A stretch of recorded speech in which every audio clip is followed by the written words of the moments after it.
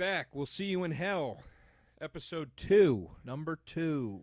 Episode 2. This is a big one tonight. Nightmare on Elm Street. Nightmare on Elm Street 1, Episode 2. Directed by Wes Craven. The movie, not the episode. He also directed the podcast tonight. He's not happy with our performance thus far. Get out of here. Come on. We're thrilled to be here doing this with the FANGORIA Podcast Network, newly launched FANGORIA Podcast Network. A proud moment for both of us. I'm Joe DeRosa. I'm Pat Walsh. Thrilled is extreme for me. I'm having a nice time, but I wouldn't say thrilled. Fair enough. I mean, you want to bite the hand that feeds. No, absolutely not. Listen, so we're jumping right in. I feel like we opened the series with Children of the Corn, and now the second episode we're going right to Nightmare on Elm Street. I don't think it gets any more classic horror than this. It doesn't. We discussed doing Leprechaun. Pat made the point of he didn't want people to think it was a thing where we were just making fun of movies, because I don't think anybody thinks Leprechaun's a great horror movie. No, but we wanted it to be. You know what I mean? Yeah. We wanted it to be. I wanted that remake, that new one that came out, to be awesome. The new Leprechaun? Leprechaun Origins. That happened? Oh, yeah, it happened. Oh, I didn't know about that. I met Ricky Gervais once on a radio show, and I said, why, of all the things you made fun of on Life's Too Short, did you never make fun of Leprechaun? Yeah. And he was like, oh, mate, I'm sure we did. It was just, it probably got cut. Oh, okay. Fair enough. Anyway. He cackled like a madman and told you he didn't believe in God. Yeah. Yeah.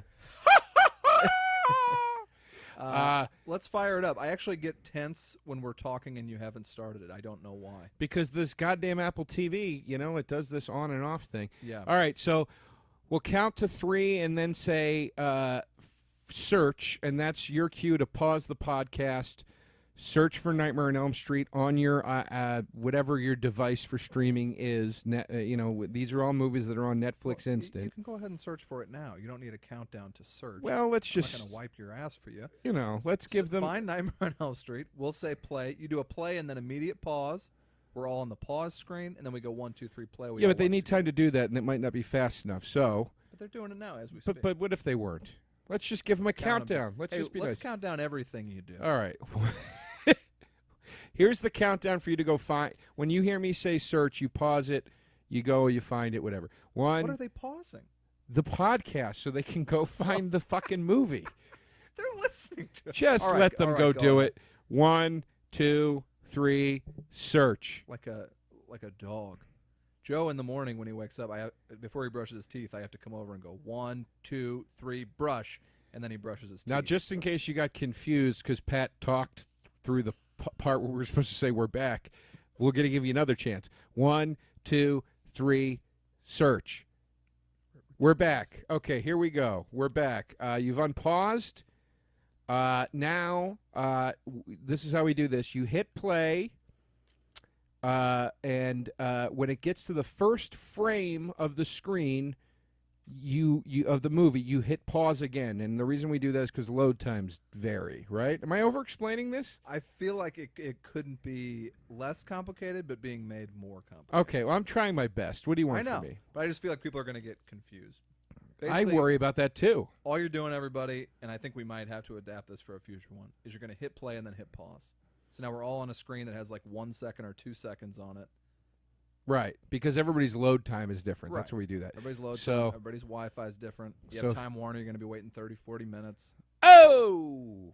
As you would say. You're going to do, when we count down 1, 2, 3, play, we all hit play, and now we're going to watch it. Okay, so now you've got it paused, hopefully, at this point. I hope so, or else. I mean, if you don't, I don't know. I don't know how you hit play on this podcast. Okay, so here we go.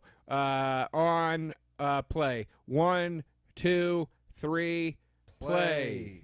And it's playing. There we go. We got from New Line Cinema. New Line Cinema is on your screen. All right. Hopefully, we're all on the same page.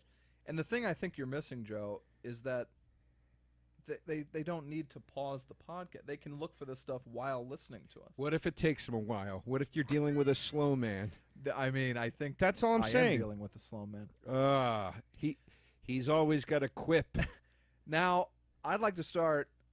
with something completely unrelated. In the last episode, we talked about how much of a disappointment the Poltergeist remake was. Right. And we both speculated that perhaps the new Vacation would not be up to par. It's got, I believe, a 26% on Rotten Tomatoes. Terrible reviews. And Joe and friends, I'm here to tell you, I just came from seeing it, and it is extremely funny.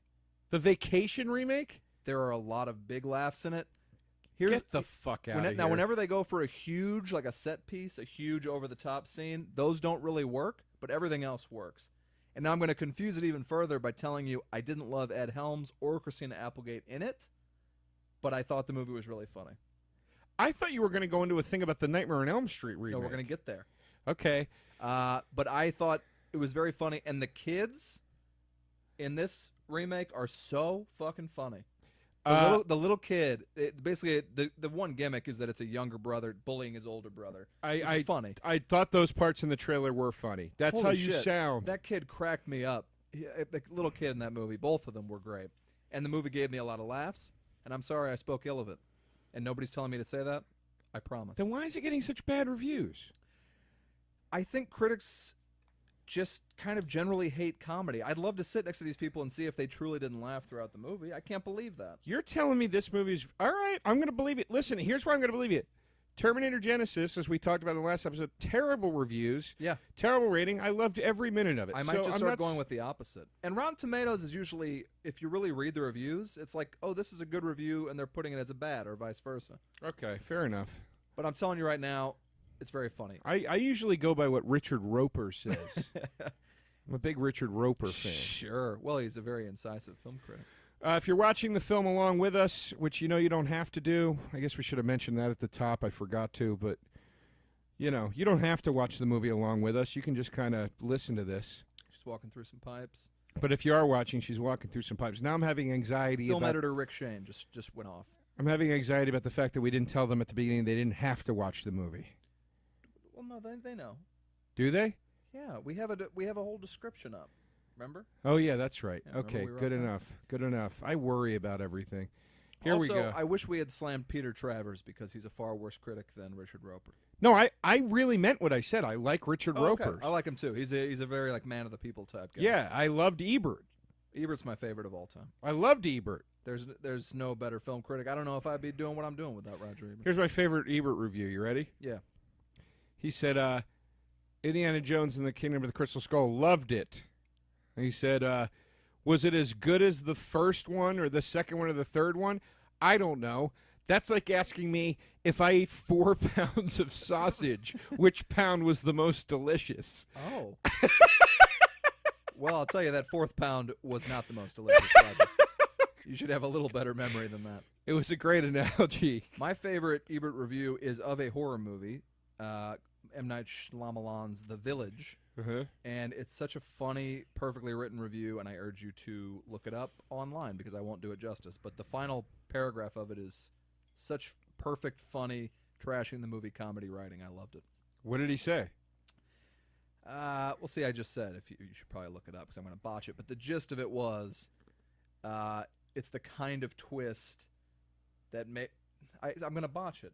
It's the kind of twist that makes you want to... I'm going to botch it. Look it up. I like how you're saying you're going to botch it as if it was smooth sailing up until this point. You forced me to say it when I said, God damn it, Joe. Now, here's a part that I'm glad you asked that question. This is a thing I was always slightly confused about in the original Nightmare on Elm Street. Are these children dancing and singing really there, or is she dreaming this right now? Because, look, this is reality. And they shot that in a very ghostly way. Yeah. Are those supposed to be the girls that Freddy molested? Well, they never say molested in this original. That's something they more clarified in the remake, which I enjoyed. I know people say it sucked, but... It did suck. To those people I say, you didn't see parts 4, 5, and 6 in the theater. Sure. Like I did. I mean, it was just nice to have a scary Freddy back again. Yeah. I was happy about that. New Nightmare was good. Did you like Freddy versus Jason? I like it now. I had to watch an interview with the director who said he wanted to make like a classic monster fight movie.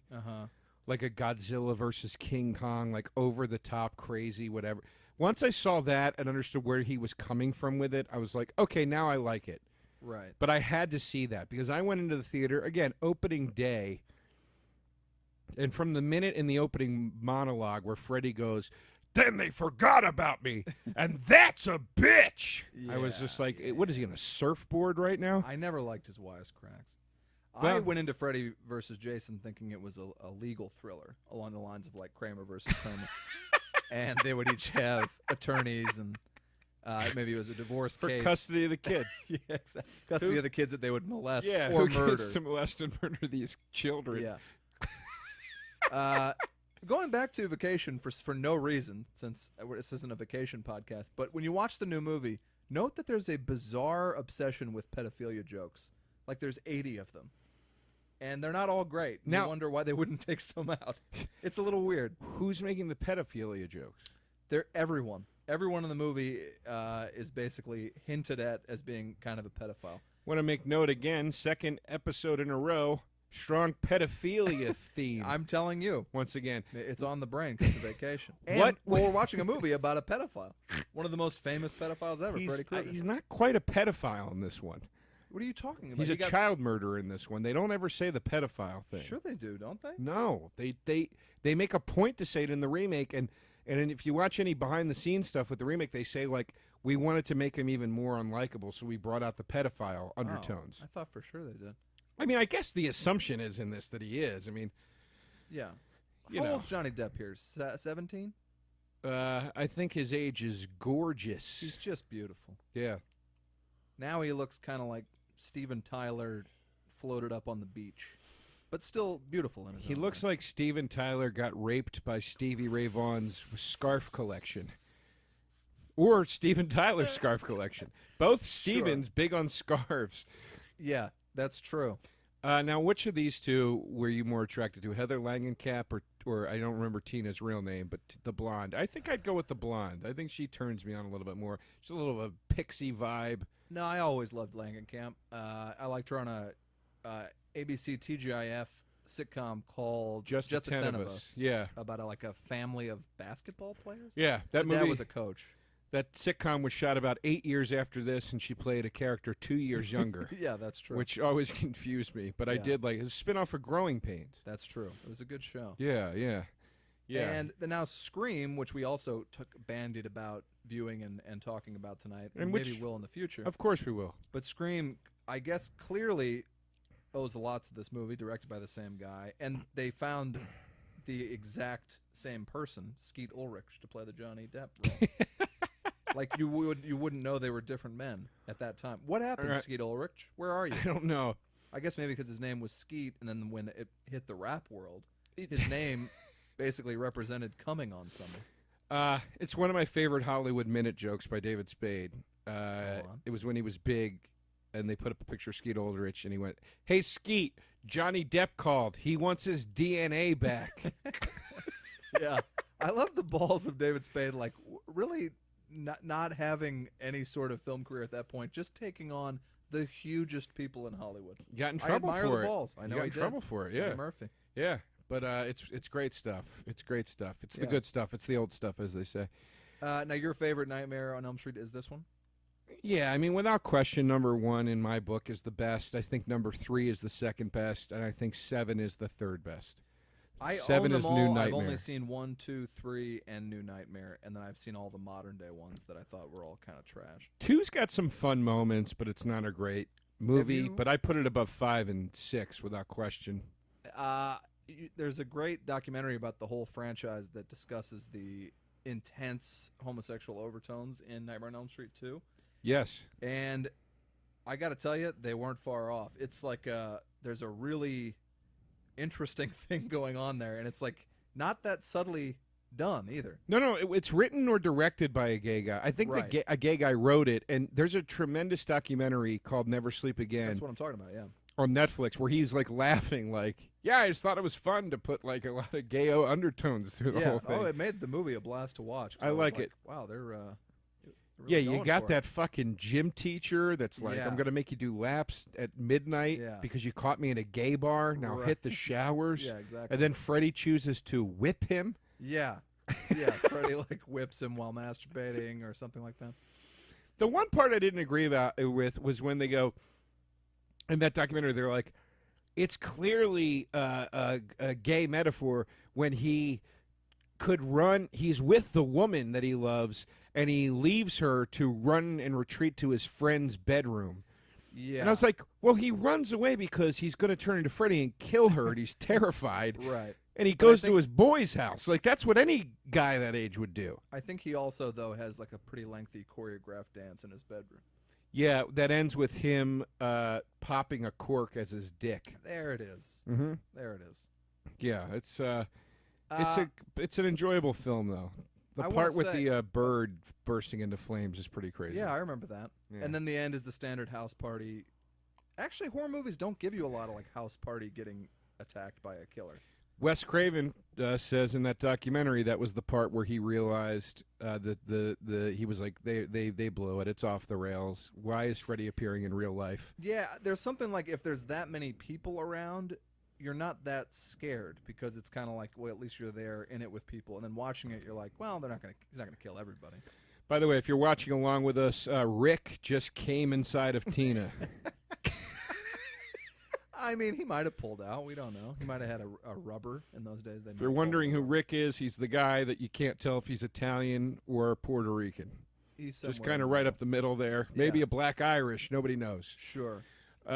Is there some? There is a little nudity in this. I think we were bemoaning last night the lack of nudity in the horror genre, which I think is a real shame because you could always count on teen movies and you could always count on horror movies, and now. Neither. And usually they're PG-13 in both cases.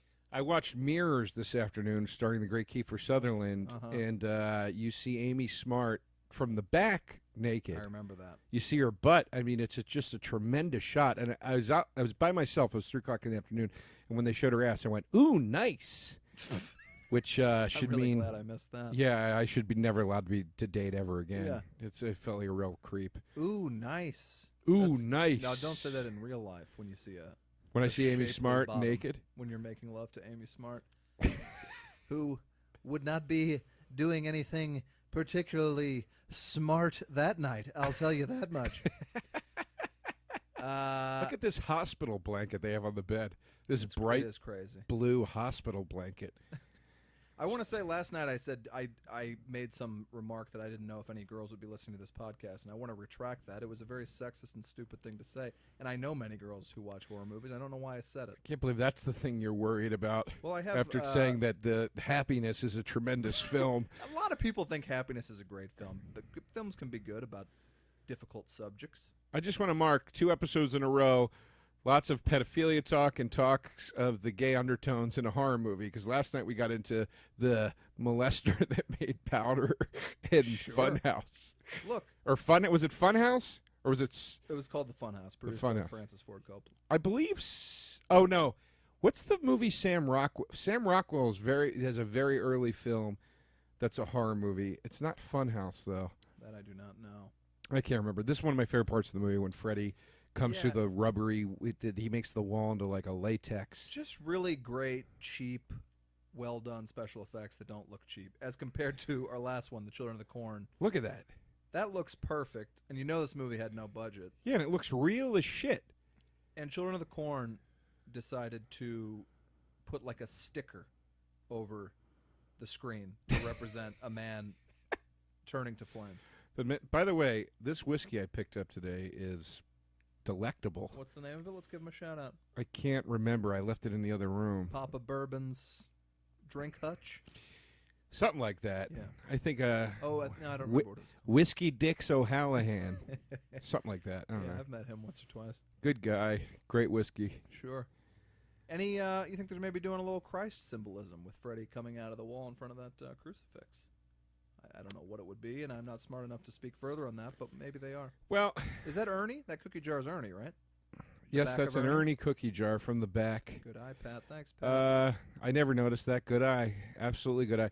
I don't think that's Christ symbolism. I think it's supposed to be, the symbolism is he knocks Jesus off the wall. Like, yeah. God can't protect you. Sure. When he comes out of the rubber wall. Is this a look you like? The lady in a dress shirt and no slacks? Does anybody not like it? It's just fantastic. Is anybody complaining about this look? I gotta say, it doesn't happen much in my day-to-day life, but it happens in movies all the damn time. Now, if you're watching along with us, and if you're not, don't worry, it'll be described. We're about to see a shot, and it's the scariest Freddy has ever been and will ever be. They will never make Freddy scarier than this moment. Tina is now in the alleyway. They stole that shot from Paperboy, the video game. Yeah. Of a trash can lid. Yeah. Yeah, well, it's like the part coming up where the guy on the boombox makes a car crash happen. Yeah, exactly. That is the scariest thing ever. The long-arm Freddy, and he's just laughing like a witch.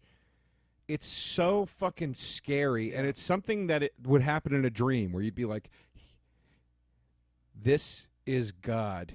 Puts the claw over his face. There's that God Look at the way he's running. Yeah. Oh, it's so scary. And he's just toying with her. That's what the great part is. There he goes. He disappears, reappears in front of her. He can catch her if he wants, but he's going to have some fun. Toying with her. Now, going back to Paperboy, the video game, But can we point out this part? This is the second scariest thing Freddy ever does. Are we doing a Paperboy, the video game podcast, or are we doing a Nightmare on Elm Street podcast? Cuts the fingers off, and green slime jizzes out of the it's pretty gross. Fingers. It should have been thicker and pussier. Well, sorry, Pat, that it didn't more closely resemble actual cum. I apologize. I do cum green. Whoa. Did you ever see The Watch, the Vince Vaughn movie? I sure did. I think you liked that quite a bit more than I did. I loved it, but my favorite joke is when the Indian guy is rubbing the green slime between his fingers, and he says, "It does feel like cum. The taste, the color, the texture, and it's bright green." Yeah. And then you find out later it's an alien. You're like, "Oh, it's right. Alien Yeah, cum." that's a good. I remember that joke. It's a good Great joke. This is amazing special effects right here. It is similar to the Joe Beth Williams and Poltergeist being thrown around the room. Very similar. Anything 2 years hotter? earlier, by the way. Anything hotter than Joe Beth Williams and Poltergeist? We didn't touch on that last episode. I used to really. I would be like, this is going to be my wife. I would like her to be Joe Beth Williams in Poltergeist. And any more of a dad than Craig T. Nelson. I know. And what I also love is that movie's PG, and the parents are getting high up in their bedroom. They're just sitting in bed getting high. I love that about Poltergeist. I'll tell you what my dream is. You know, Sam Rockwell was in the Poltergeist remake. I do. Oh, and in that one, they drink a half a glass of whiskey instead of getting high, by the way, which tells you everything you need to know about the remake. Yeah. Here's my dream. I want to make a Coach remake starring Sam Rockwell now. Okay, well, it's coming back to TV. I know. So that's a success. Let's get Sam Rockwell in there. Now, who's playing Dauber? Dwayne The Rock Johnson? I'd put Dwayne The Rock Johnson in the Dauber role. I'd put a Tanning Tatum in the Dauber role. Tanning Tatum? I think you're done drinking. We're 20 minutes in. You just said Tanning Tatum. Oh, Channing Tatum. Sorry. Yes. That's great casting, though. Yeah, no, it's good cast.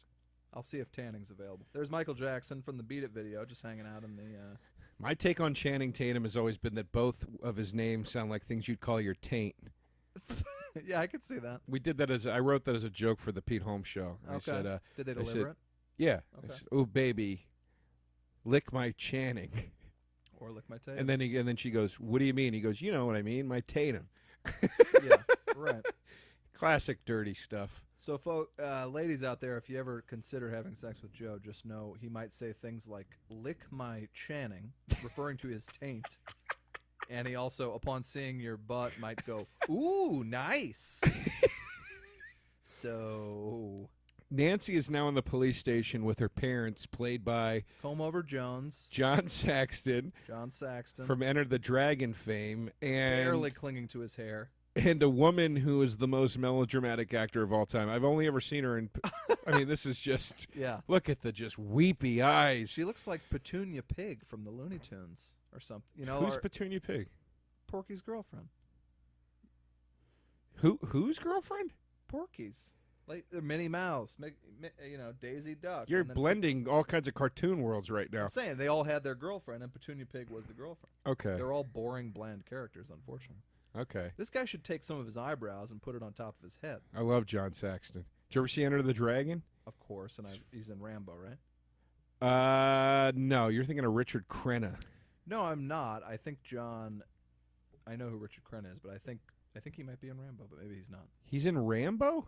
I thought he was. Look, I don't know everything. Well, I love John Saxon. I mean, like First Blood. Same old. I can't remember the line that he says to Black Belt Jones in Enter the Dragon, but it's great. Look at this lady hitting the vodka at 7 a.m. Here's something me and this lady have in common. Anyway, back to Paperboy. The obstacles in Paperboy, it's like trash can lid, guy with a boombox, rabid dog. Then don't forget rabid dog. He's not even rabid, just a dog. Yeah. And then within seconds, you're face to face with the Grim Reaper. That's quite an escalation of obstacles, Paperboy. I don't know. Is this a bit? I don't know if it is. Sounds like a bit to me. Should I send this to Jerry Seinfeld? Would you believe that he watches? Have you played this Paperboy game? You seen this thing? Then shows up the Grim Reaper. I remember encountering this guy many times in my paper route. I said 5 minutes ago I'm dealing with a can of Sprite. Now I'm face to face with Grim Death. I like. I don't know if any video game has. And you don't know who that guy is standing against the tree. Who is he? Is he real? Is he not real? Is it in her head? Is it not? And I've seen this 10 times. He's just a dude watching her, man. Like in Donnie Darko. But now he's gone. That guy in the orange outfit. I bet they got that from this. Oh, out jumps the Italian and/or Puerto Rican kid. Sure. He's got her in the bushes now. He's wearing no shirt and a leather jacket? Here's what happens if you're not watching with us. Tina, my favorite girl, is now dead because Freddy killed her with his long arms, and her boyfriend that jizzed inside of her just before that happened. Right. Her boyfriend here, played by a young Liza Minnelli. They think that he killed her, so he's on the lam, if you will. Yeah. From the cops. So now he's trying to tell Nancy he didn't do it, but of course the cops show up because her dad's a cop, and he's for some reason barefoot. He's wearing Old Navy jeans, no shirt, barefoot, and a leather jacket. He's dressed exactly like Stanley Tucci was in that Levi's commercial he did all those years ago. I know that's a deep cut, people, but trust me, it exists. Tucci in this outfit? There's a Stanley Tucci Levi's commercial. It was one of his first acting jobs. It's out there. Guy's got a body like a rock. Okay, I wouldn't doubt that. Now, this is what I was going to ask was, wait a minute. Oh, Paperboy. It wasn't a question. It was what I was going to say about Paperboy. Yeah. I don't know that any video game. Look. Oh, by the way, that's the lady from Something About Mary. And Something About Mary, and now Insidious. And now Insidious, yeah. She got this role and the Insidious role because her brother, Bob Shea, is the head of New Line Cinema. But I think she's a great actress in her own right. I love her to pieces. And in Kingpin, she's fantastic. Obviously. I love her to pieces. And Something About Mary. And I'd like to have sex with a young Lynn Shea here. Really? I would absolutely like to. I'm not going that that far, but I think she's a handsome woman. I'd like to. I would enjoy that. She's mousy. I like it. Sure. Okay. Great. Now, by the way, third recurring theme, Kingpin, two episodes in a row. Well, you figure a movie's at least 90 minutes. I'll never go 90 minutes without talking about Kingpin. Sweet, sweet Kingpin. Look at this shirt. That this kid's wearing? Yeah, it looks like a stained glass window.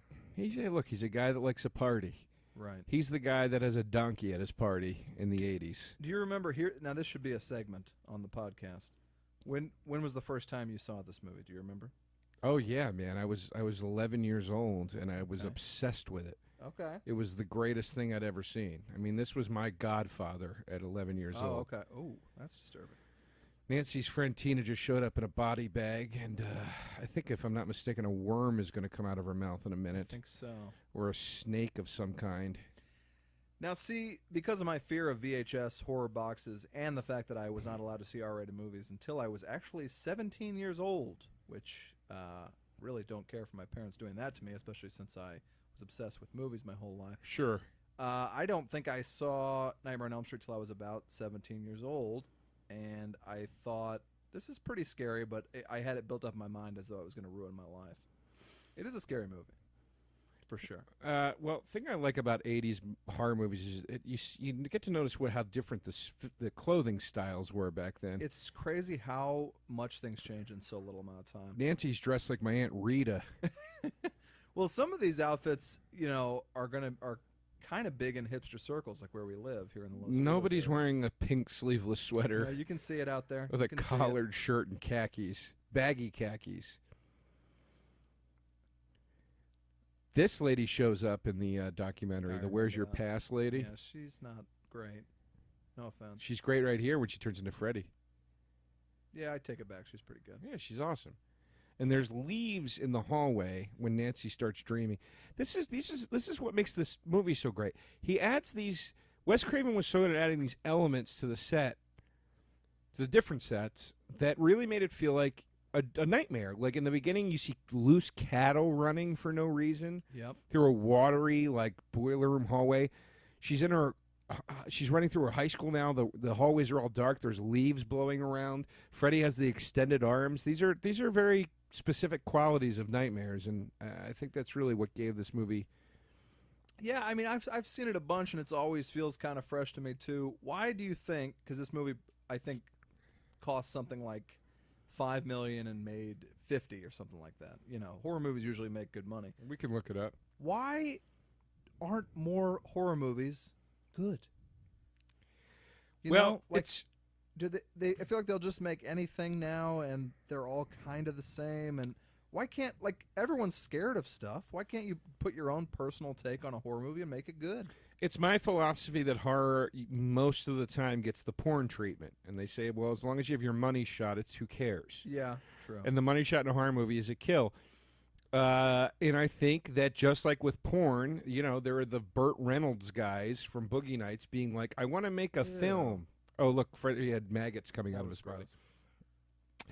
There are those Burt Reynolds types saying, I want to make a film and I want to make something truly erotic. And then there are other guys saying, it doesn't matter. Yeah. Have people fuck on camera for as cheap as possible, and that's all anybody cares about. Now, probably the best example of like a porny type horror movie is like the Final Destination series, where it's just kill, kill, kill. But those are really fun. Like, at least put the time in to have a clever kill, you know, at the very least. I like that series. All of those have really good kills. Well, this is why I can't believe that you're a fan of the Jeepers Creepers franchise. Look, maybe I'll rewatch it. I I mean, really enjoy Jeepers Creepers. Please don't rewatch it till we can rewatch it on here. Yeah, for because sure. I'm dumbfounded that you thought that movie was good. I don't know. Sometimes I just happen to be out of the house, you know, when I go to a movie. I'm like, yeah, I like that. What? It came out when we were like 17 or something. No, it came out when I was living in New York, so I was 23 years old. Really? I liked it. I don't know what to tell you. I had a nice time. Freddy also in these original films had a much more pervy sexual vibe to him. Yeah. Does he not later? Now later he's putting on sunglasses and eating pizzas and shit. And it kind of lost like what made him a creep. Isn't Roseanne in like the fifth one? Roseanne She's in the Tom sixth Arnold? one. Okay. They play crazy people in the town. All right. Yeah, it's Freddy's Dead is an abomination. I mean, it's, you know, I still watch it. Yeah. Because it's just, you know, it's bad fun, but like. And you also own, and I guess must enjoy, the Freddy TV show, right? I own every episode. Oh, okay. It's a shit show. Congrats, Joe. Do you like the show? No. Why do you own It's it? fucking terrible. A friend Just of 'cause mine you're gave a it to me. completist? Oh, okay. I'm a completist. Yeah, I enjoy the fact that I own it. Yeah. And I enjoy watching it with people to be like, look at this. Right. But it's, you know, so for camp fact value, I enjoy it. But no, I can't stand by it in any way. Is it he's haunting a new person each week, or is there a cast that we follow, or what goes on? Well, you know how everybody who is a fan of Nightmare on Elm Street thinks, you know, if they only would do this without Freddy, that's Freddy's not in it? That's who the show's for. He's in like 2 episodes. The other ones are just like about people living in nightmares, and that's it. And Is England in the other ones? He hosts all of them, Okay, but like it's the Crypt literally he's Keeper. like the Crypt Keeper. Yeah. And then there's 2 episodes that the Freddy character is actually in, You think? and even those aren't that great, huh? What kind of house do you think England's living in? 'Cause, like, is he doing all right? He's got to be, man. I mean, it's the money he must have made off of this But thing. people are often wrong. You know, like he probably made 50,000 for this, and then by the end, at the very most, he's getting $1 million. You know, and that money is 25 years old at this point. Well, look, I mean, here's the thing. They couldn't do this series without him. Mm-hmm. So there's no way that by the third movie he wasn't like, go fuck yourselves. Yeah. If you want to do this, What if this they is gave him how some this... shitty contract where, like, here you're only going to get X amount of dollars no matter how many times we do this? Well, let's look up Robert Englund, All right. celebrity net worth. Is there any reliance on this? How do they know it on Celebrity Net Worth? I don't, that's why I'm asking. Is this in Yeah. any way reliable, or is this just a shit show? No, I think people would be a lot more Bullshit upset if website. everyone knew exactly what they made. 14 million. All right. I'm getting 14 million. I'll buy that. How much do you think he made for The Adventures of Ford Fairlane, starring Andrew Dice Clay? I mean, look, even if you make scale on a movie like that, the unions make sure that you get your residuals and stuff. That movie made money, even though it wasn't as big as it was supposed to be. Yeah, that's You true. know? That's true. So, I mean, you know, I'd imagine it was pretty decent. I'd imagine. Yeah. What I love when you go back and watch documentaries about old movies, which I always do if they're available on the DVD. I love that shit. Yeah, the making of. Right. They always I have a love good how- name. It'll be like Ford Fairlane, The Adventures of Creating a Movie. Yeah, exactly. Who framed Roger Rabbit? I'll tell you who framed the movie Roger Rabbit, the people who shot and directed it. It's like, wow, that's the title you went with? Anyway, I love how, especially like in this, like I watched a lot of this Nightmare on Elm Street documentary. It's about 8 hours long. It's so long, but it's Everybody in it seems hurt that their character, they think, I don't know how they went ahead and made Nightmare on Elm Street 4 without Janitor Number 2, is like Janitor Number 2's opinion. Right. You know, everybody in it is like, I was shocked that I wasn't asked back, Right. as though people are wondering what happened to like the guy who died at the end of Nightmare on Elm Street 8. Right. I mean, this is such a great shot. Nancy's in the bathtub, legs That's spread, a poster right there. That's claw coming out. They did this in the remake. I was very happy that they paid tribute to this scene in Yeah. the remake, and they didn't really change it. Okay, maybe I do want to have sex with Nancy as she lays there spread eagle in a bathtub. ooh, nice. Tasty. Oh, Joe. I'm kidding. Come on. Look at this bath pillow. Who has ridiculous. that bath pillow in the tub with them? Well, an although let me ask you inflatable this: shell look at binder. the towel, look at the bath pillow, look at the sheet. They're all that same color of blue. Is that telling you anything? I mean, I don't know. Does blue signify evil or something? Blue signifies, maybe it signifies Freddy's coming. Because so far, every time we've seen blue, Freddy shows up. Well, let's look that up. All right. I like this scene a lot. Yeah, This it's is- a great, this great, is- great scene. Look at that little nudity right there. Once again, getting pulled under water in a bathtub, and it's a bottomless sea. I mean, it's Mhm. just good. It's good nightmare stuff. I agree. They know how to do this. What?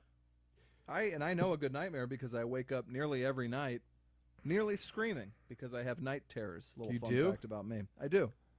I wake I'm- up every night like I'm in a horror movie and go, I'm not looking forward to that when we're like the odd couple and live together. you mean like in 3 months? When my house was foreclosed. Well, join the club on that one. I have it happen a whole lot, and it's no way to live. I don't know what it says about me, but I have a real problem with it. With the night terrors? Yep. You're about the third or fourth friend I've had. Look, there's another towel. And the bathrobe is blue. Look, And the I'm hand just towel is saying. blue. All right, this is what I Shyamalan's found. big on that, color coding his movies. This is what I found. Ready? Let's see if we can make any link here. Do it. Blue symbolizes trust, loyalty, wisdom, confidence, intelligence, Wait. faith. You just looked up what does blue represent in general, not in this movie? Yeah, but I'm saying let's. Oh, all right. I'm sure Wes Craven didn't go. The door is blue to the house. The front door Look. is the same color blue. I think I really made a big discovery here. Blue symbolizes trust, loyalty, wisdom, confidence, intelligence, faith, truth, and heaven. Death. Heaven. Yeah, baby. Blue is considered beneficial to the mind and body. It slows human metabolism and produces a calming effect. Dreams, Okay. sleep, Yeah. dreams. Yeah. Blue is strongly associated with tranquility and calmness. That is, it has a meaning. Mm-hmm. The people, it's featured every time the people are having nightmares, being killed by Freddy, because it's calming, it's soothing, it makes them go to sleep. That's very interesting. I think that's what it is. Yeah. I'm very excited about that. Now here, Skeet Ulrich comes in this exact same way in Scream. Does he really? Yeah, through the window. Johnny Depp's coming through the window of Heather Langenkamp's bedroom. Yeah. He's climbed the thorny rose bush vine outside of the house. Now, when I was a kid, the only way I could watch R-rated movies was if they were on Channel 11. Look, he's got blue sweatpants on now. Look, I've made a really great discovery here. This is nuts. It's all over the fucking place. It's all over the fucking place. Look at that tush. Who? On John or Heather? Let's pretend I'm talking about Heather.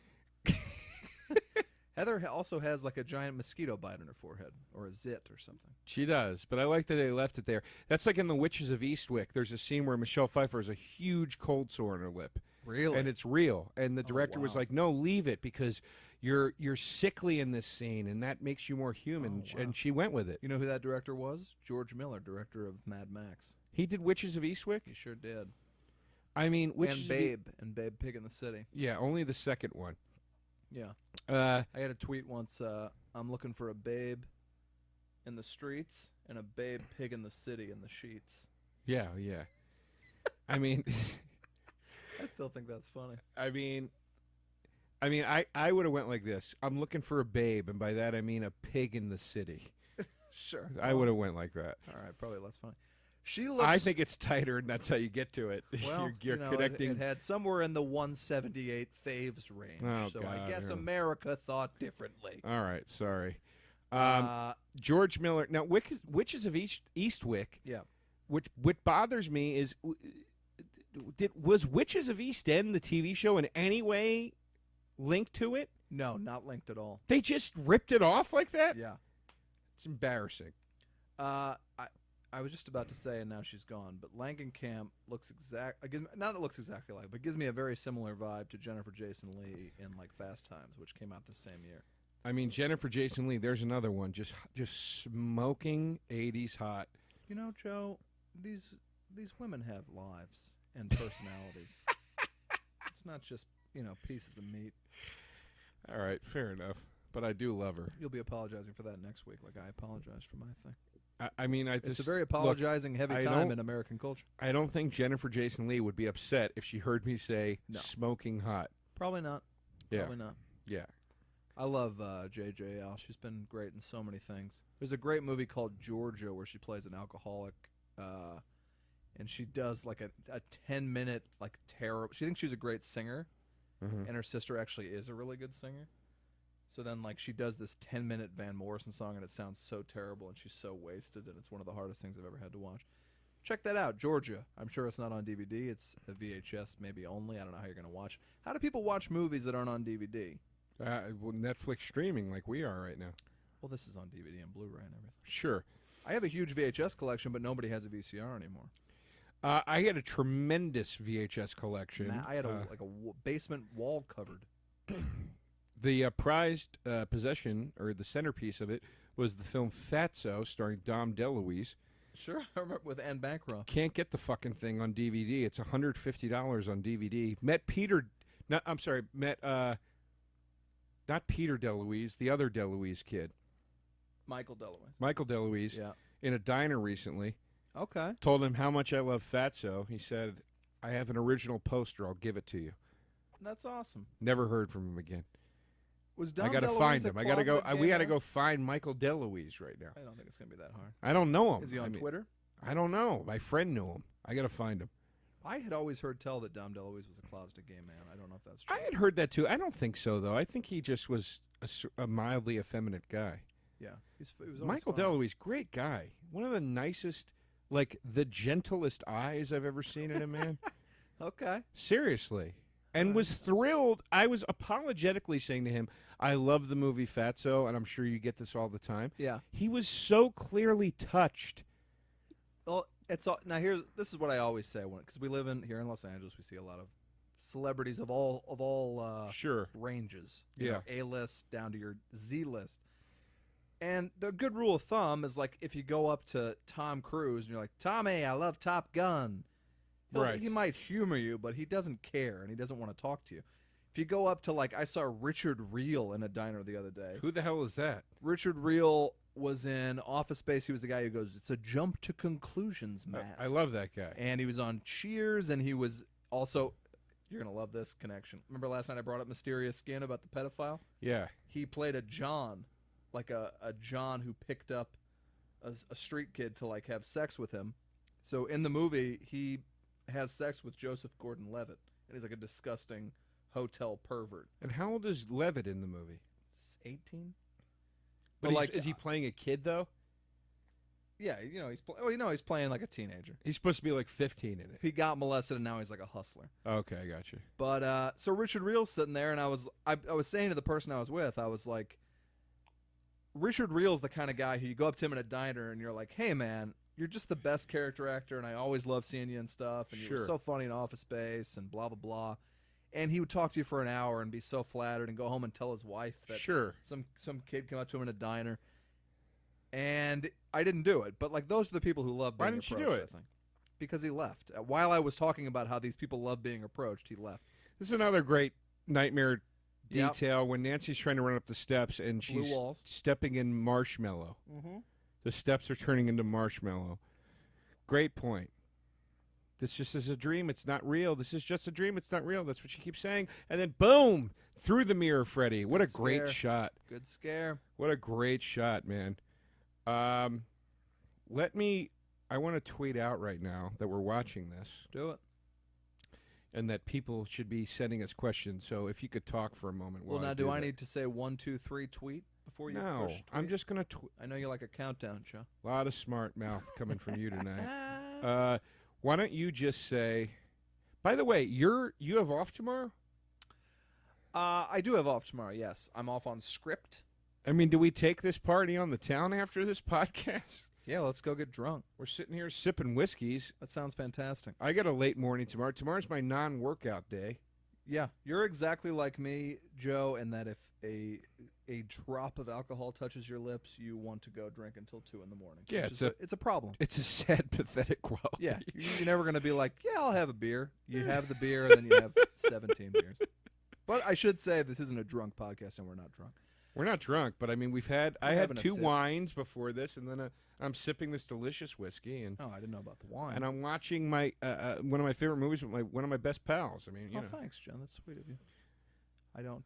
Keep talking because I got to tweet this. Okay, yeah. Going back to VHS, I had this huge collection, and it's like everybody who bought Beanie Babies and thought they're going to be rich, or like I have all these baseball cards. I thought I was going to retire at age 21 from my baseball card collection. They're all worth nothing at this point. So my VHS, I get on Amazon. I'm like, yeah, I can get some money for these. They're classics.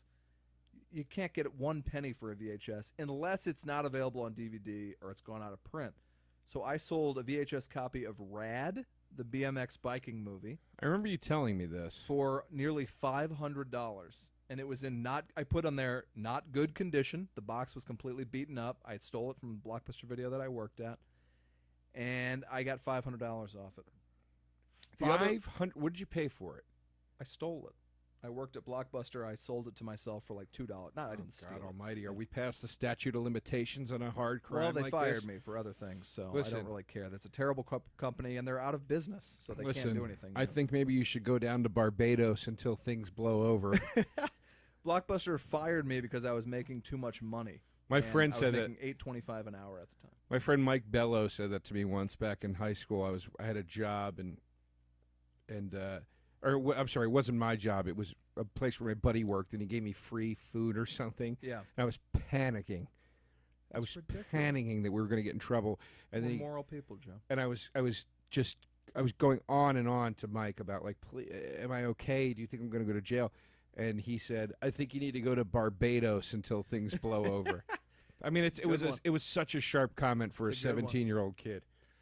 The other movie I had, which made me some money, was somebody gave me as a Christmas white elephant, gag gift thing, a VHS copy of a movie called Gator Bait. And essentially it was like kind of a Deliverance knockoff, but it had like a Playboy Playmate on the cover. Sure. And it was an exploitation movie where she gets sexually assaulted in the bayou, and then she goes to kill everybody who wronged her. So I was like, funny gag gift. I never opened it. Cut to 10 years later, Gator Bait is only available on VHS, and I have a new sealed copy of it. And I sold it on Amazon for like $250. Jesus Christ. That's what you got to do. You got to watch the market, people. Speaking of gator bait, I almost bought I'll Spit on Your Grave recently. I was out in The Ridge? up in Toronto.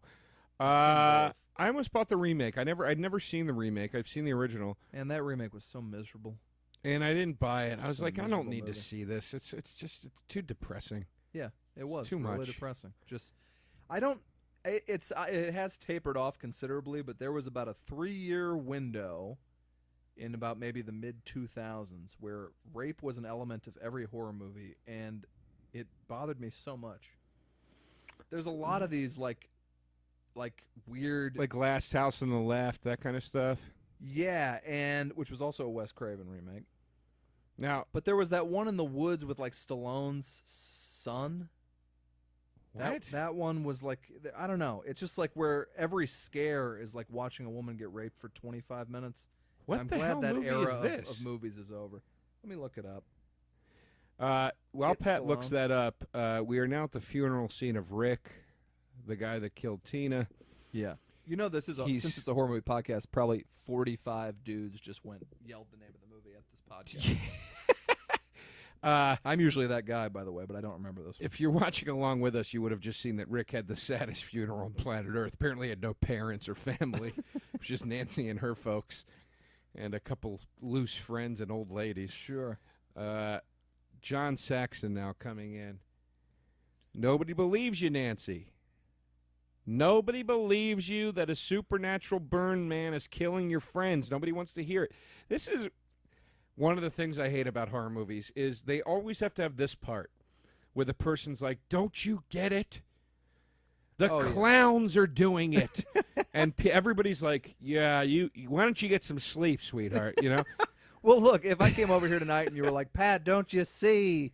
The birds are going to kill us all. I'd be like, Joe, what the hell's wrong with you? You never believe that person. But why does nobody ever say, you've been perfectly sane until this point?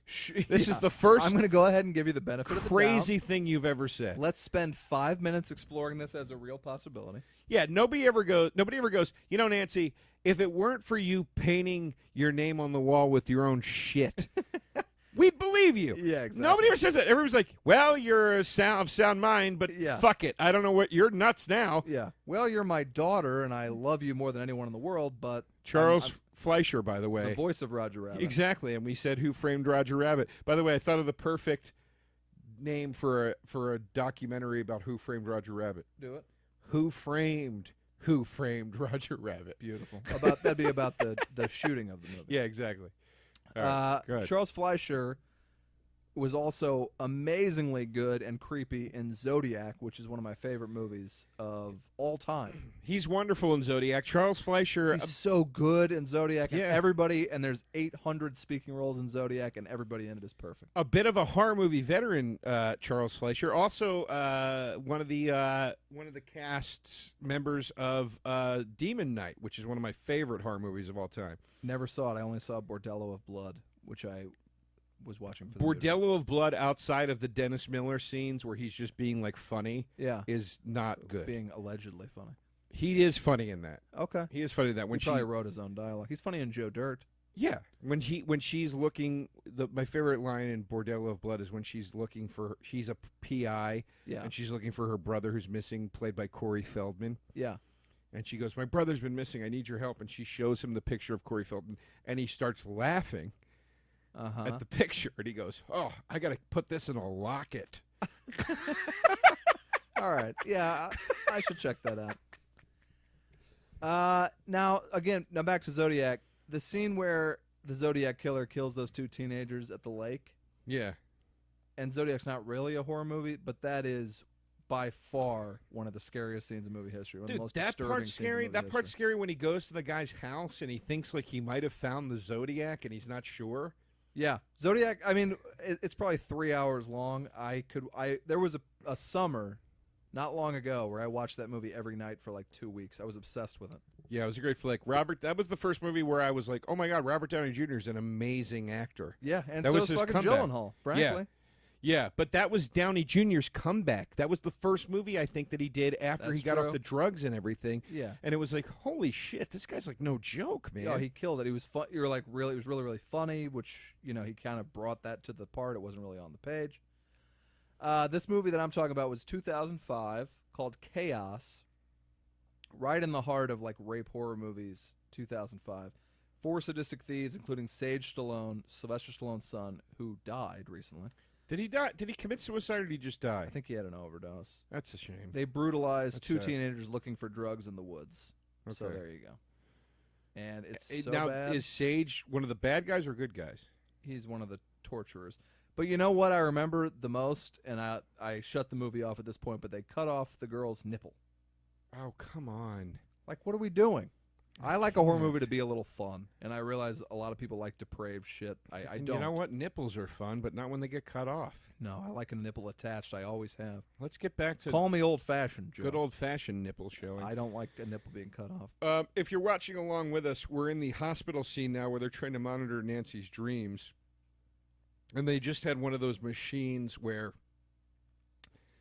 which I never buy, like those machines with all the pens where the ink lines are going squiggly. Yeah. I mean, who was able to read that? The doctors always look at it. They go, no movement. They might not No even use them in severe actual doctor's movement. office. It might only be like a movie-only construct. I don't believe it's a real machine. It's Yeah, absurd. It might not be. It's like the lie detector. I don't believe Blue it door, exists. I do not believe it exists. I pointed out the blue door. But the earlier. final scare of this, if I'm not mistaken, is Freddy coming out that blue door, right? He grabs her at the end of Carrie. Yes. There you yes. go, people. And you can't. And Wes Craven did not like that ending originally. Come on, Wes. It's a great ending. It's okay. It's kind of defeats what it is, which is she defeats Freddy. I'm not scared of you anymore. He disappears. Yeah. And then he just magically comes back in what is supposed to be real life.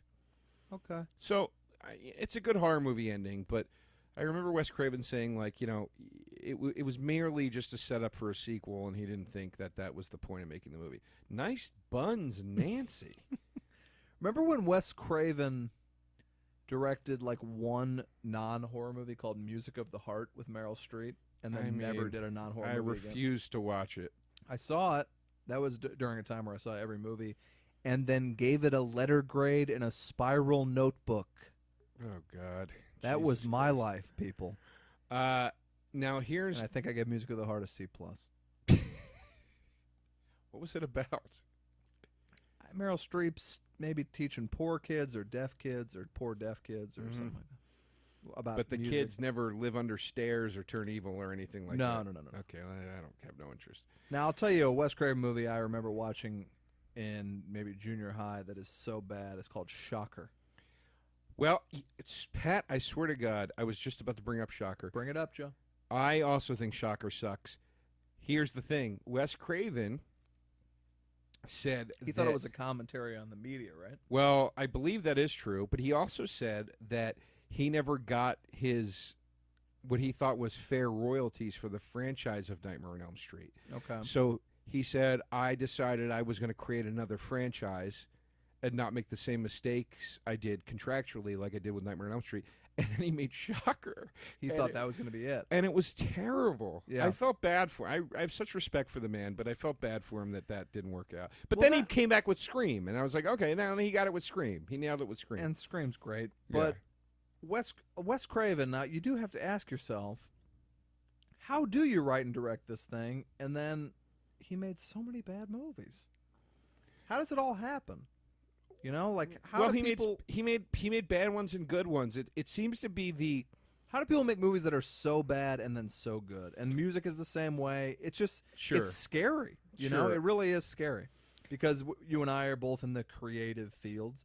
The biggest fear I have in my entire life, beyond death and anything else, is losing my ability to be funny or good at what I do. Well, as you know, look, I used to be real hard on guys. You know, I'd be like, you know, why did John Carpenter make this many good ones and then these other ones that kind of sucked or whatever? It's a perfect movie and then so many bad movies. But you know what it is? I finally realized, like, well, everybody doesn't have the advantage I do of being a stand-up where it's like, no, this is what it is. Mm-hmm. Put it out or don't. And 9 times out of 10 they will, and it's fine.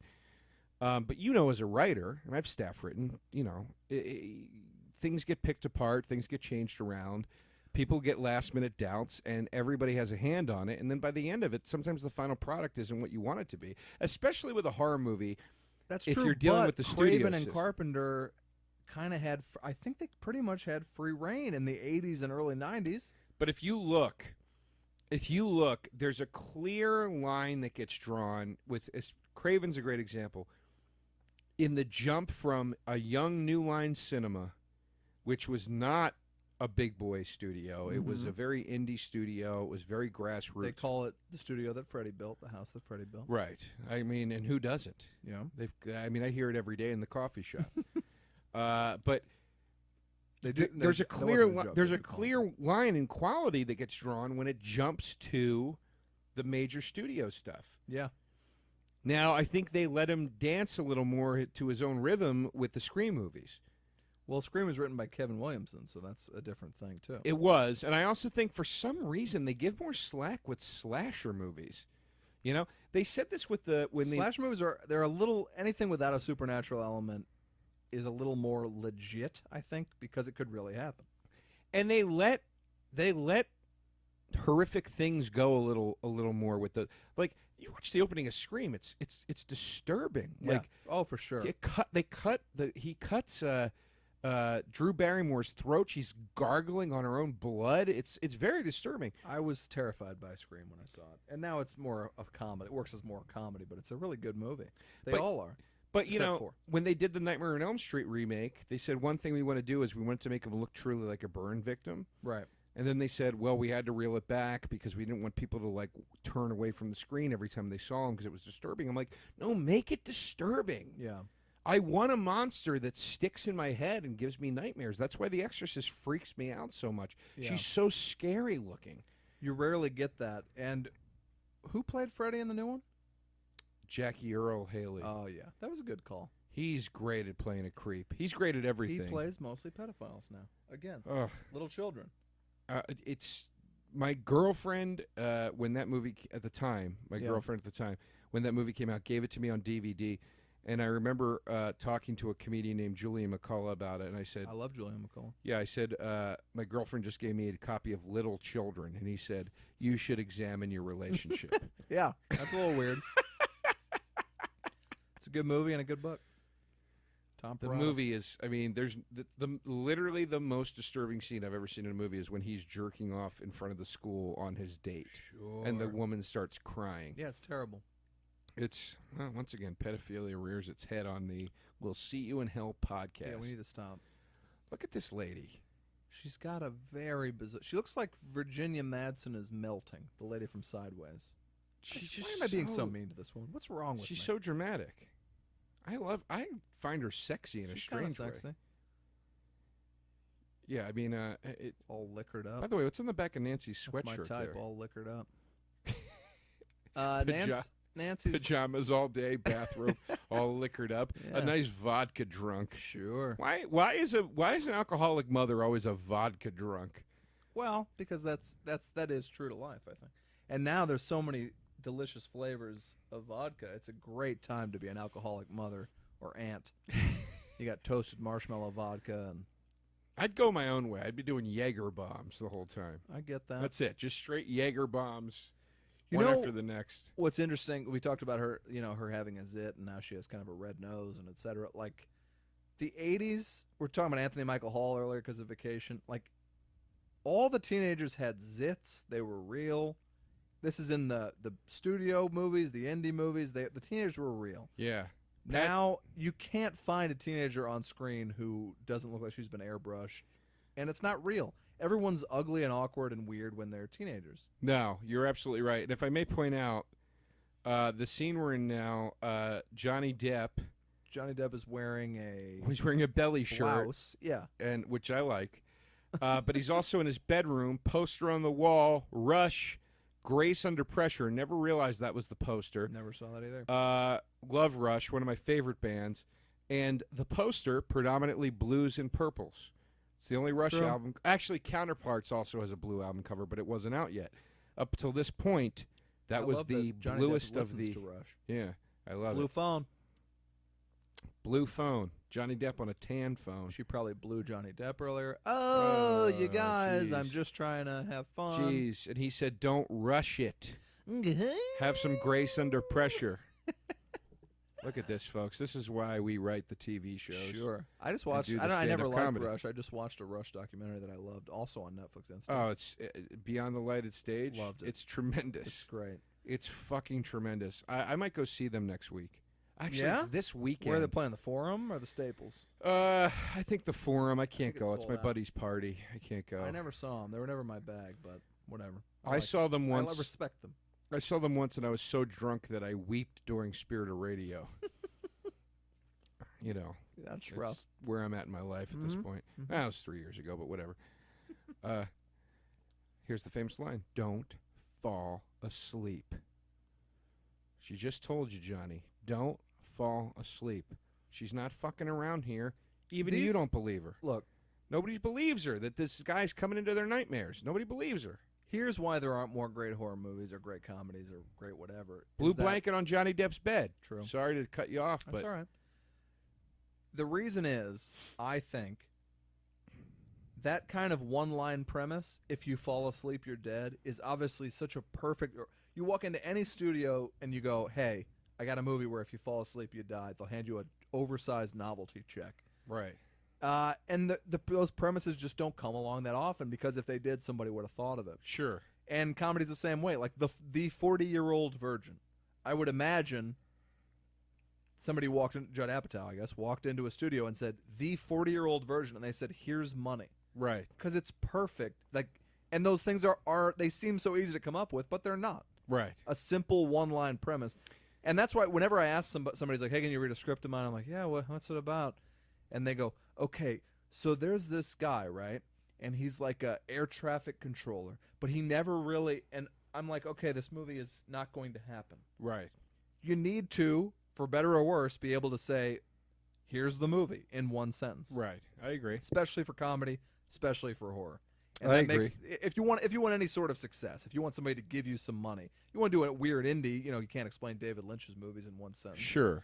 But, those aren't the big hits. I would agree with fucking you. love David Lynch, by the way. I love That David wasn't a Lynch. I would agree. My favorite types of horror movies are horror movies that establish very simply there's no escape.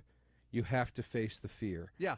So, Nightmare on Elm Street. That's why when people go to these movies, they poke holes in them. Like, I used to only go to the Magic Johnson Theater to see... I thought you were going to say to Magic Johnson's movies. I was like, I didn't know he made films. I would only go to the Magic Johnson Theater in Compton here in L.A. for horror movies, because I loved people shouting out at the screen. Mm-hmm. And I would have so much fun and laugh and yell out myself at times and stuff. But if people are watching your movie and they can be like, don't do that, you idiot. What do you do? Like, Right. that means nobody's buying your shit. Right, What right. you're saying is they can't have an out, and then that's truly scary. They don't have an out. It's truly scary. All the best horror movies, there's no out. Nightmare on Elm Street, you fall asleep, you die. Yeah. Texas Chainsaw Massacre, all the hillbilly inbreds are running the town. You can't get away from them. Yeah.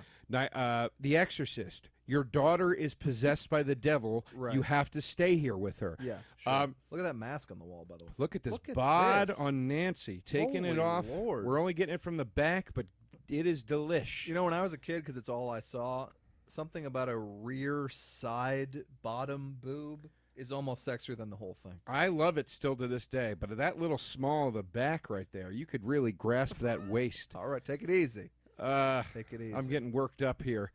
Take it easy. But I was watching Mirrors today, and I thought, once again, brilliant premise for a horror movie.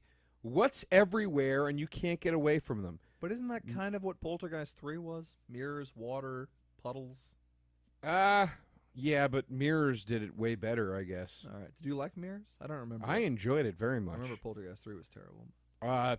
Poltergeist 3 is, to me, unwatchably bad, as much as I love Tom Skerritt. Sure. I I don't saw mean to- Poltergeist 2 the day I got braces, and there's a scene where the kid's braces attack him.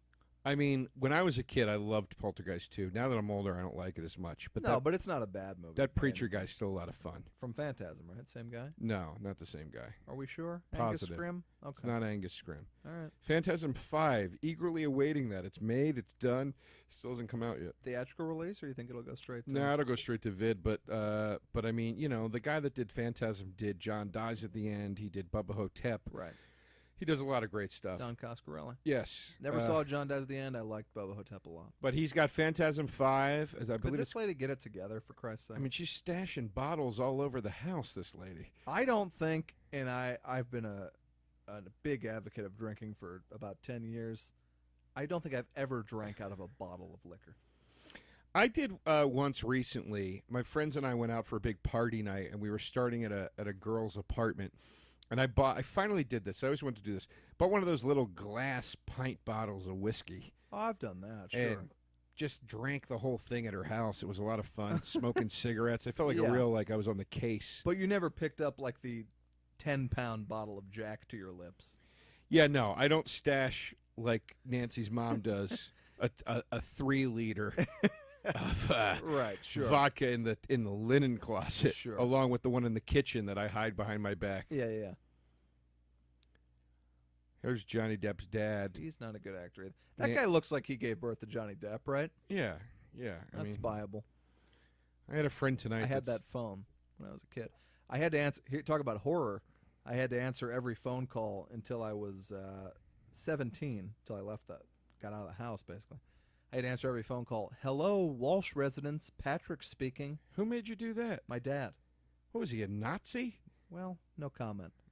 Hello, Walsh residence. Patrick speaking. And my friends would be like, Pat, it's Ryan. Like, what's wrong with you? Who the hell? Yeah, what is that bullshit? And then even like my dad's friends would be like, why do you have to say that? Can I just talk to your dad? I'm like, I'm sorry. Now, if you noticed, we've passed it, but they just showed exterior shots of the houses a moment ago. Both houses draped in blue light. She's wearing a blue members-only jacket with a blue phone and a blue bedspread. Patty, you really cracked into something here with really the blue. did. Blue man. robe, baby. You really cracked into something here. I'm proud of you, man. Thank you. Blue towels in the closet. Blue towels. In the linen closet. Oh. Blue phone is now ringing. Blue tissues on the shelf. Blew my mind is what it did. Blue phone is Is now that the ringing police in the back? unplugged. That's the police, right? That's the police. And her Love the dad's a police. cop. What do you think of that? Uh-oh. Blue painting Good on the call. wall. Yeah, they really did their work here. This is the part where the tongue comes out of the Right. phone. Hold on. Here we I'm your boyfriend now, Nancy. That was always gross. What do you think Freddy's breath smells like when he licks her face like that? That's not good, man. No?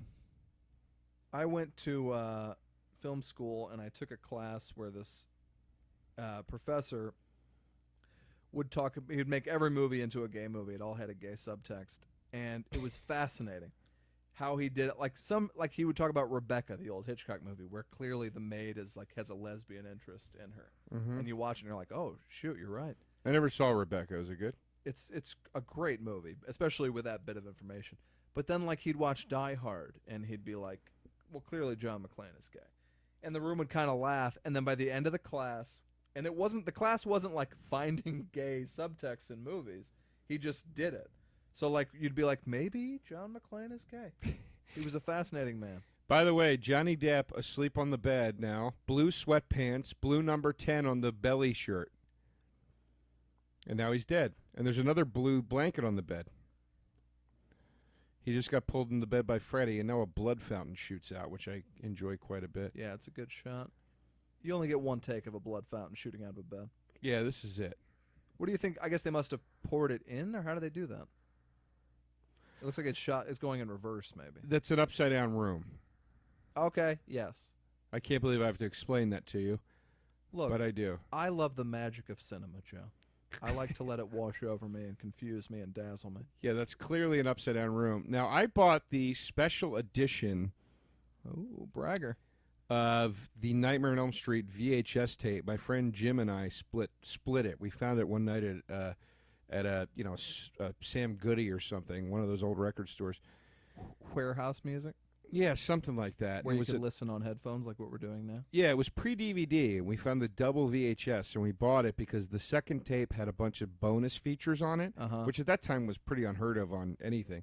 Yeah. But the bonus tape had deleted scenes. Okay. And one one you of had the to fast forward through to find the next scene, like the ones that you cared about, yeah. that's really and shitty. But one was Johnny Depp's bloody corpse coming up out of the hole in the bed and then plopping down before anybody discovered what was happening. So it looked like he had just been murdered, and it was a great shot. That must be on the. I have the Blu-ray box set. I'm sure it's on there somewhere. I'm sure it is too. I don't know why though they would have a lot of members-only jackets in this movie. Cut it out of the film. The dad now is very upset. He's throwing up because his son's blood is dripping through the ceiling. That's upsetting. Yeah, I would guess so. I'd guess so. Now, do you like the Friday the 13th series, or do you find it a lesser? Yeah, I like it. I don't like it as much as Nightmare on Elm Street, but I've only seen Friday the 13th. But they're great. I mean, I think the ratio of good ones to bad ones is equal. I mean, Friday the 13th might actually have a better batting average than Nightmare on Elm Street, simply because there's more, so they had more chances to make better ones. But they don't have a classic. Like the first Friday the 13th is not a classic. It's just kind of an okay slasher movie. I don't like the first one. I think what the remake did was best, which was establishing the events of the first one in the opening credits, basically. 2 is, to me, where Friday the 13th really kicks in. 2's great, 3's great, 4's great. Oh, okay. I got to watch all those then. 5 sucks. 6 and 7 are great. After that, they all kind of suck. Takes Manhattan? It's a waste of time in my opinion. Isn't that 6 or 7? Jason Takes Manhattan is 8. Okay. Then there's Jason X in space. Yeah, Jason Goes to Hell is number 9. Yep. Jason X is in space. Is Jason Goes to Hell set in hell? No, it's just the idea that he goes to hell at the end of it. Okay. And they thought some fucking horseshit thing about, like, you know, it's an ancient demon. You know, anytime they do that, it's like, get the fuck out of here. They tried to do that with Michael Myers and The Curse of Michael Myers. And yeah. It's stupid. But Friday the 13th Part 6 is my favorite of all of them. And really? I mean, it's just... What's the premise? It's called Jason Lives. Okay. And the opening of the movie is fantastic. It's the guy that plays Horseshack in Welcome Back, Kotter. Ron Palillo, I believe. Yeah, and I've never seen Welcome Back, Kotter. And then the grown-up, like a different actor, but it's the grown-up version of Corey Feldman's character. Okay. From Part 4. He wants to make sure that Jason is actually dead, so they go to a cemetery to dig up his corpse. They dig up his corpse. It's there. The kid pulls out an iron pole from the fence, starts stabbing Jason repeatedly out of rage. Right. Lightning strikes the pole, reanimates Jason. Okay. Jason punches Horseshack through the chest. Hand comes out the other side, holding his heart. It's a great fucking flick, man. All right. And we talked about Darabont on the last one. Darabont he wrote the third Nightmare on Elm Street, correct? Dream Warriors. Did he?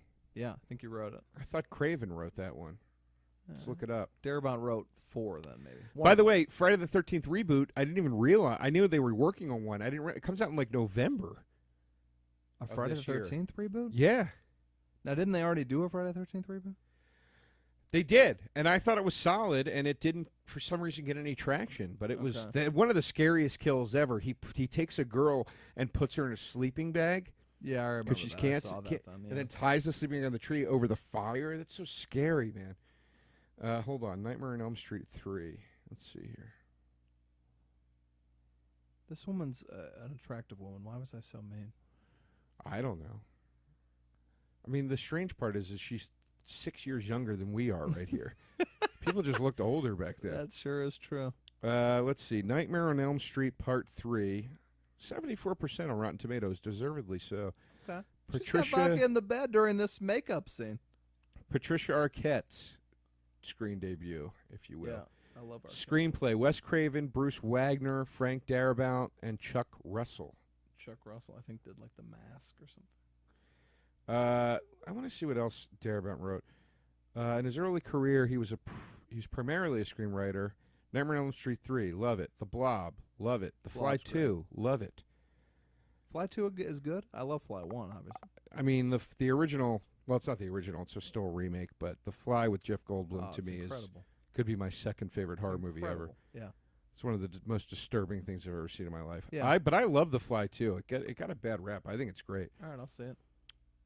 I I never saw a lot of those bad sequels. Like I never saw Predator 2, but I love Predator 1. I never saw Predator 2 either. Gary Busey and Danny Glover. And you're right. Chuck Russell did write The Mask. He co-wrote The Blob. He wrote Eraser. Oh, that was a rough one. He also wrote. Remember when he shoots that alligator and he goes, "Your luggage." Yes, I do. That was in the trailer. But he also wrote Collateral, one of my favorite Michael Mann movies. Oh, Collateral's a fantastic movie. Yeah, you adapt. Good for you, Chuck Russell. Way to come back, baby. Ooh, was a producer on Back to School. Love Back to School. Who doesn't?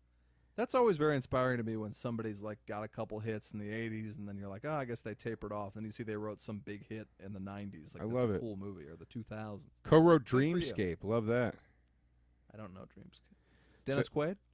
Yes. I do know Dreamscape. Did I tell you I saw Dennis Quaid at a party the other night?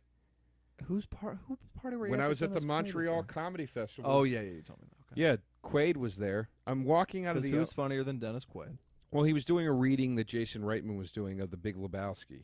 What was he playing? The Nihilist? He was playing... Jackie Treehorn? I think he was playing The Big Lebowski. No, Michael Fassbender was playing. No, Fassbender was playing the dude. The dude, right. I think. Oh, you're Quaid talking about... I think Quaid played What? The Big Lebowski. Oh, well, that seems wrong. I can't remember, That but was a fat old creep. it doesn't matter. But the point is I got off the elevator in the hotel everybody was staying, and there was like 10 people on the elevator, and we're walking to these glass doors to go outside, and through the glass doors there's a set of stairs, and there's this guy on the set of stairs, and I just turned to everybody on the elevator that was on the elevator, and I go, "Is that Dennis Quaid?" Yeah. And we all started laughing because it was Dennis Quaid. It was like the most random, like, what the fuck is he doing here? Yeah. We didn't know that he had done the reading. Looks amazing. Of course. Have two brothers ever looked less similar than Dennis and Randy Quaid?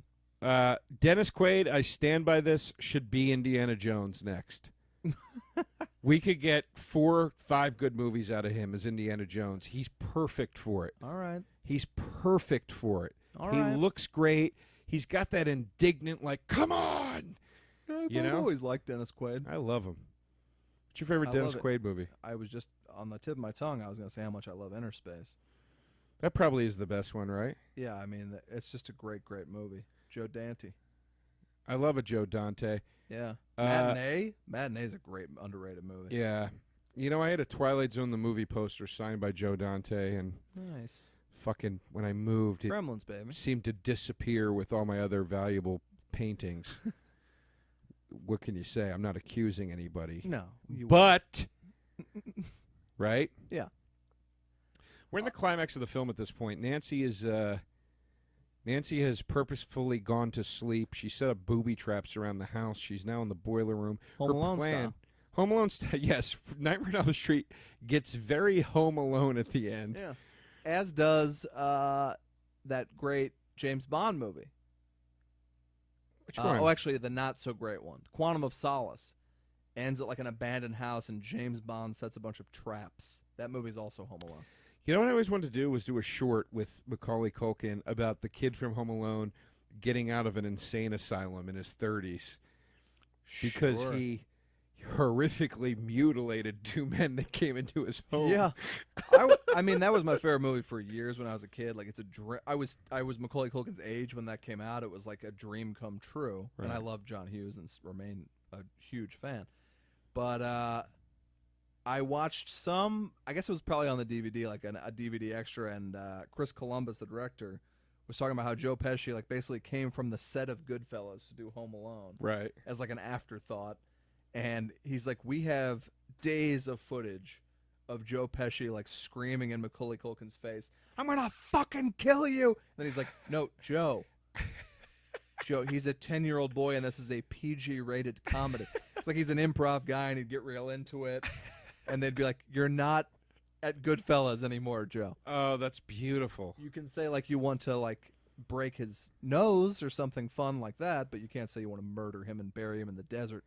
Is there anything funnier than Daniel Stern getting the tarantula put on his face? It's the best scream in movie history, I would say. It's... You know what another great one is? Bruce Willis in Death Becomes Her.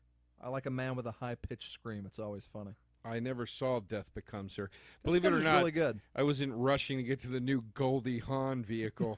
Look, fine, but it's really good. Robert Zemeckis. It's a very funny... Bobby Z? Very funny movie, great special effects, and it has a lot to say about aging and Hollywood and culture, and it's a great movie. Nancy just found Glenn's headphones in Freddy's boiler room.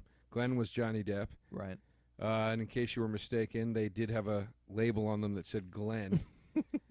You know, 'cause I thought the other label that said headphones was a bit much. I felt like Wes wasn't really giving us credit there. Why does Nancy currently have blood all over her fingers? I don't know. What was the... Yeah, how did she get... Oh, because she picked up Oh. Glenn's headphones. What did she land in that she's fine? She's dreaming. Oh, yeah. Have you not? Have you lost the premise of the movie already? Joe. She landed in some rose bushes. Freddy's going to jump out. She's going to wake herself up in a minute. And this is the whole thing. She figures out halfway through the movie, I can bring Freddy into real life. Yes, of course. All right. Now she's about to wake up. There he is, but he doesn't know what she can do. She tackles him. He thinks easy kill. Boom. Wakes up. And who hasn't had that feeling? What do you mean? Well, I have this feeling every night where, like, you're about to be brutally murdered in your dream, and then you are like, wake up, please wake up, and you jolt yourself awake. You know, I have that feeling every time I go into a pitch meeting. I didn't know you had night terrors. I'd love to sleep over one night and hear those things. No, you wouldn't. Oh, God, I would. I should probably double down on the therapy. It's like whenever you like talk about something in public, it's like, oh wait, this isn't normal that I jolt awake, nearly being murdered in my sleep every night. And you scream. No, I usually go like. Now here's what Or Here's what always bothered me about I talk. Freddy coming into the real world. Yeah. Because they do this in Freddy vs. Jason too. Comes into the real world. Freddy vs. Jason also. We are talking about horror movies. Yeah. You'd think the first thing he would do is start going, my fucking skin hurts. Yeah. Nope. He's fine. He's burned to a crisp. Yeah. It doesn't seem to faze him at all. That always bothered me. It doesn't bother me. Things like that bother me. All right. You know? She just broke through a window with an umbrella. Sure, why not? You could break through a window with an umbrella? Now here comes Freddy. Look, I mean, it's That comical. is Home Alone. He gets a sledgehammer in his stomach. That is Home Alone. There he goes. The only thing this scene is missing is Paint a kick cans. to his nuts. Yeah. Or paint cans being thrown in. This gets a little paint canny right here. He runs right through the trip wire and sets off the lamp bomb. Yeah. And just kind of gives like an ouch. Like an ah. Yeah. Yeah, maybe. I love it. Nancy's screaming out the window for help. That was a weird choice of takes. There's a cop across the street, and he goes, maybe I should go tell the lieutenant. Did you just see on the stairs there appeared... Yeah, that's like a giant bottle of bourbon. Oh, she's going to grab it. No, this is one of her booby traps. Okay, I was going to say, did the mom just leave a bottle out? She throws it at him, and it just shatters on his chest. She's re-burning him now. But now she's burning him on this side. And there's a man in a Freddy Halloween costume now who's on fire. That literally looks like the Halloween costume of Freddy I bought at Rite Aid when I was a child. There he goes. He is making sort of Schwarzenegger noises, right? How to get to the chopper. Come on, you're better than that, Pat. That's his big line, right? You're better than that. What is that, an old... That's like a Kevin Pollak routine. All right, well, I'm not saying know. that's not a diss at Kevin Pollak. I'm just saying he's been saying that for a long time. Well, I don't know Kevin Pollak. I don't follow his career. I do. I liked him in Grumpy Old Men and Diner. He wasn't in Diner? No. I love him in Grumpy Old Men. He's in a lot of movies that seem like Diner. You know, Pop. That's my Kevin Pollak impression from Sure. Grumpy Old Men. Hey, Pop. What are you going to do for dinner, Pop? He's got that Queens, New York kind of thing to him. The cops are now in the house. They're here to help Nancy. and she's leading him downstairs because there's smoke coming up from the basement where she set Freddy on fire. How? By throwing a bottle of bourbon into his chest. But what's this? Fiery footprints up the stairs. Fiery footprints. Again, this is what starts to bug me is I love the movie. I'm not knocking it, but this is now a real man that has been burnt on top of burnt skin. Yeah. And he's still somehow running around the house to kill people. We're into like 12th and 13th degree burns. Yeah, he's on top of the mother trying to burn her right now. Yeah. And now the mother is... Look, blue again! Yeah. The mother's corpse, burnt to a crisp, sinks into a blue abyss. Look, isn't that Saxon's wife? Yeah. He seems oddly nonplussed. They're divorced. Oh, okay. Well, then She was a bitch. Yeah. Well, there's an extra $750 a month I don't gotta spend. That's what he's thinking right now. You know what Saxon should have yelled there? Now you deal with her bullshit, Kruger. He should have yelled that as she sunk into the bed. She's your problem now, Krugs. By the way, watch your credit cards, baby. That's, it's another way the movie could have gone. Once again, the whole room is blue, which makes you question, is Nancy... Did you ever think about that until I laid that truth bomb on you? No, it's killing me, though, man. It's killing me. Shyamalan does it. Like, Unbreakable is an extremely color-coded movie if you watch it. Purple and, He's talking about making part 2. Man, that'd be great. Unbreakable is such a fucking classic. I love it, and I'm pissed that I'm like, why did it take this long for these guys even talk about making it? It's such an awesome movie. Like, make the second one. Well, everyone talks about it like it's a cult favorite, and it made like $150 million. Yeah, he was still the man. It's like, make the next Unbreakable. Sixth Sense, Let's go. Unbreakable. Another great effect shot here. Freddy comes up through the sheet, and it's like a latexy kind of a condom, kind of a dick going into a condom vibe. So my theory here is, now Freddy's back, he's still alive, he magically comes out of the bed. My theory is she's actually dreaming here and doesn't realize she is. Okay. However, she still defeats him because she realizes, I'm not scared of you. Yeah. Which is how she felt through the whole booby trap scenario. Wait, can I blow your mind again real quick? Yeah. Home Alone, the big turning point in Home Alone, like the Act 2, when he's like, I'm going to defend everything. He yells, I'm not afraid anymore. Yes. Like 3 times in a row. Yeah. I'm not afraid anymore. So are these movies the same movie? Let's change the statement I made earlier. First. Home Alone gets very Nightmare on Elm Street. Yeah. Not the other way around. Yeah. Got that furnace in the basement causing trouble. That was scary. The neighbor. How much? Whoa. Okay, that was kind of a Children of the Corn effect. Freddy just turned into television snow. She's not scared anymore. She opens the door. Here's the end. Daylight. Look at those blue eyes. Beret, blue beret. Blue earrings. Blue eyes. I don't think she had blue eyes in the whole rest of the movie, did she? No, and I believe a blue outfit. Did they do color contacts on her? Yeah, see, I think that whole end is supposed to be she's still dreaming. Yeah. The whole thing is she's still dreaming. She thinks she's awake. She thinks she's defeated him. She hasn't. She's still dreaming. Her mom's wearing a smock for painting with giant buttons on it. Let me tell you something about what the mom looks like right now. 2 words. I likey. Again, ladies and gentlemen, please don't have sex with Joe DeRosa. You're just going to hear I love this access. Buttons down the front. Yeah. Yeah, purple and blue. Well, I guess everything's happy from here on out. I guess we're going to just hit stop. It looks Never like... mind this smoke that's everywhere. Yeah, it looks like There's everything's... smoke just billowing all around them everywhere. Nobody seems to notice it. They're dreaming. Okay, wait a minute. I thought this was the end and everything was going to be fine. She's still dreaming. The car is Freddy Stripes. The mother doesn't notice that something's wrong, that the car looks like a Freddy car suddenly. Yeah. And here we go, mother in front of the blue door. What's going to happen? Uh-oh, there's the little girls from the beginning, right? And here's Boom. Freddy's arm, and he pulls the blow-up doll through the window. Yeah, that's kind of a weird effect, too. Well, I mean, very, how else did you make that very happen? like the end of Carrie as well. One final, like when the arm jolts out of the grave. It's a very final shock Carrie kind of thing. But that's only in the remake. No. Does that happen in the original? what they don't do it in the remake. They do it in the original.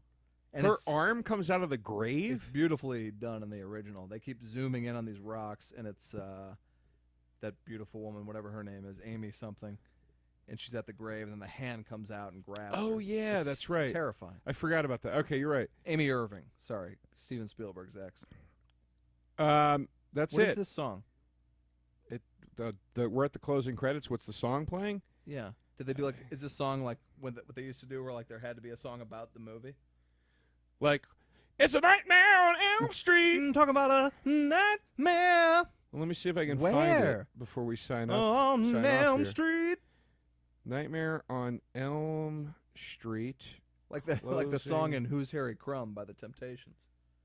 And they say, who's Harry Crumb? They go, it's called Big Fun, parentheses, Harry Crumb. Oh, God So it's almighty. like, Big Fun, Harry Crumb.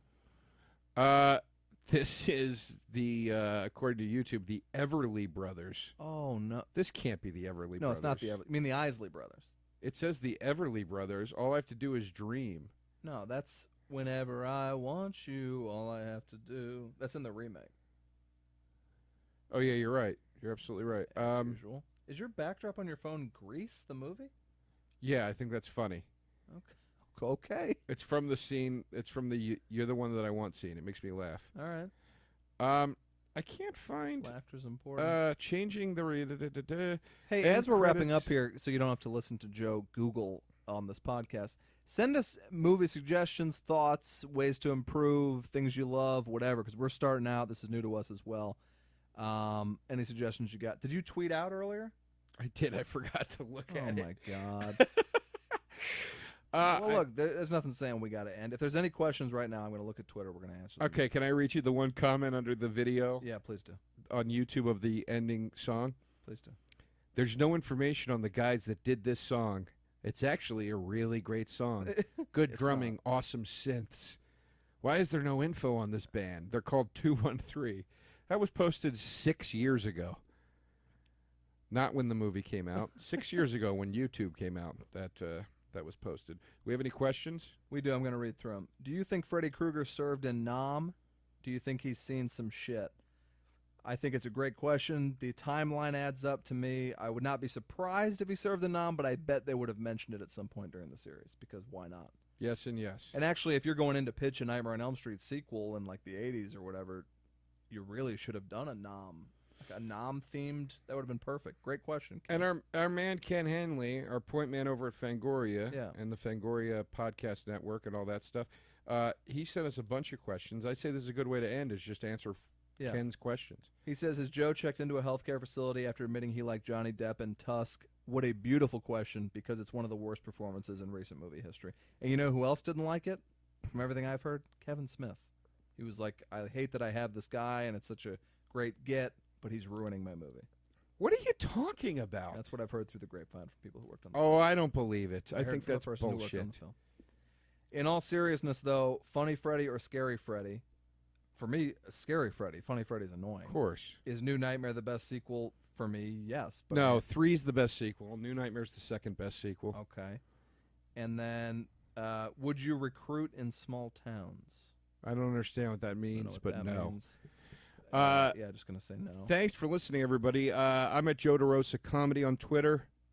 I'm at Patty? the Patrick Walsh on Twitter, Vine, Instagram. And, guys, we'd love your feedback. I hope you're enjoying the podcast. Yeah, give us some feedback. It hasn't aired yet, so, you know, It'll be when up it soon. does, we'd like to know. We'd love it. All right, guys, thanks a lot for listening. Take care, and we'll see you in hell next time.